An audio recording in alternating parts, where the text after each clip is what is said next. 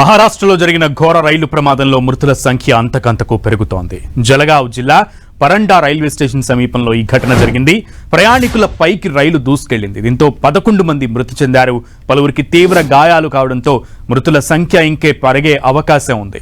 పరండా railway station సమీపంలో Pushpak express రైలులో మంటలు వ్యాపించినట్లు వదంతులు రావడంతో ప్రయాణికులు ప్రాణభయంతో రైలు చైను లాగి కిందకు దూకేశారు. అనంతరం వారంతా ప్రాణాలు కాపాడేందుకు పట్టాలకు అవతల వైపు పరుగులు తీశారు. అయితే అదే సమయంలో అటు నుంచి కర్ణాటక ఎక్స్ప్రెస్ రైలు రావడంతో పట్టాలపై ఉన్న పలువురు ప్రయాణికులను ఢీకొట్టడంతో వారి ప్రాణాలు గాల్లో కలిసిపోయాయి. ప్రమాద సమాచారం అందుకున్న అధికారులు, రెస్క్యూ సిబ్బంది హుటాహుటిన సంఘటనా స్థలానికి చేరుకున్నారు. గాయపడిన వారిని సమీపంలోని ఆసుపత్రులకు తరలించి చికిత్స అందిస్తున్నారు. మృతి చెందిన వ్యక్తుల వివరాలను అధికారులు సేకరిస్తున్నారు.